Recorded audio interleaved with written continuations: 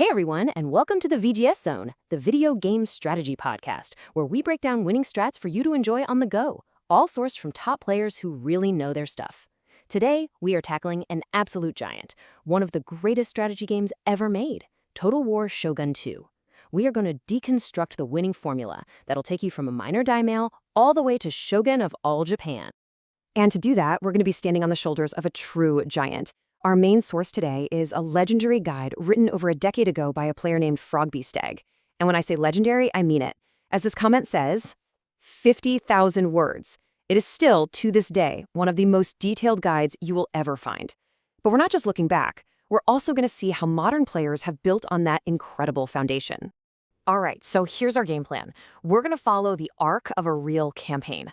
We'll start with that legendary blueprint, then talk about how to survive those brutal opening moves.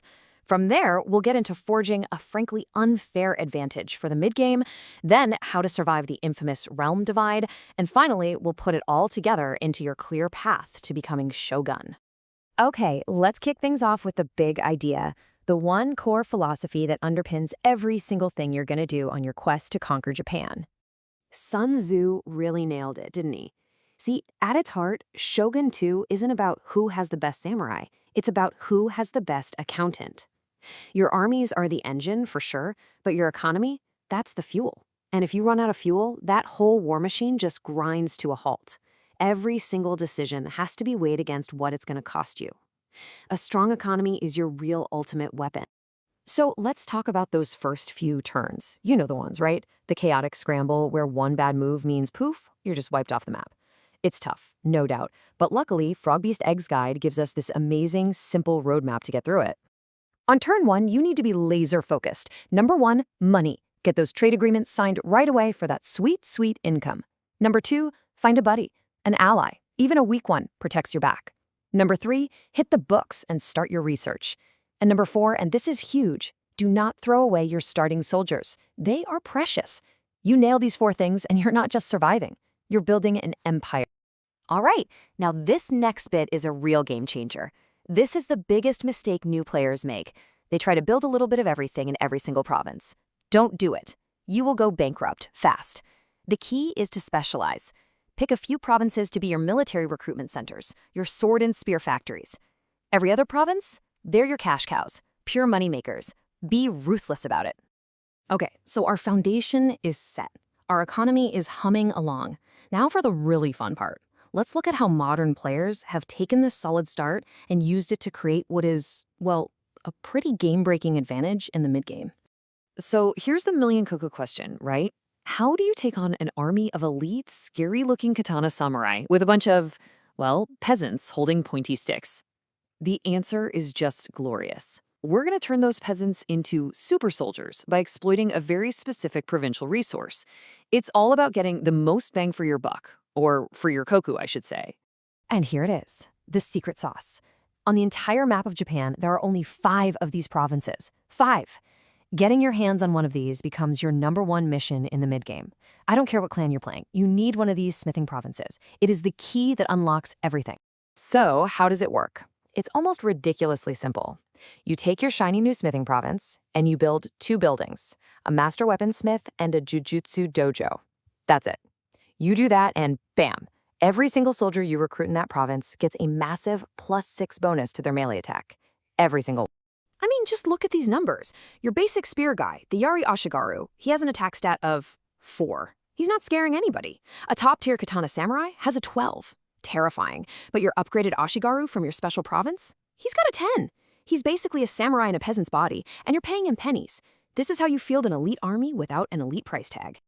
Now, this little trick sparks one of the great debates in the Shogun II community. Is it better to go for that raw attack power, or should you build a master armorer instead for a huge armor bonus?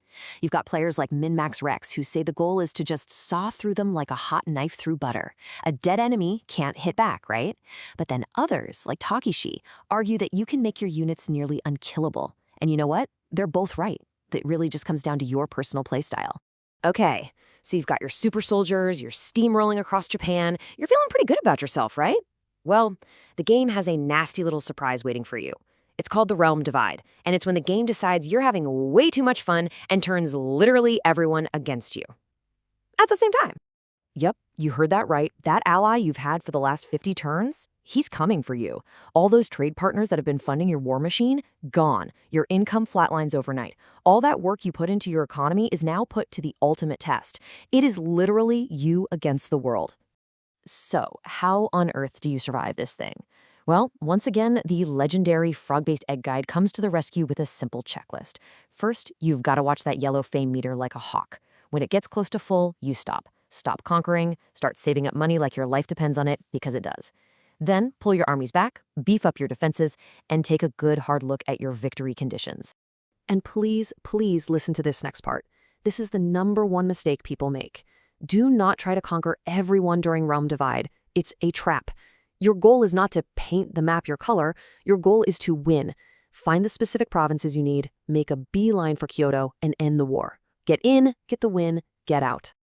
All right, I know that was a lot to take in, from turn 1 economics to the final epic showdown.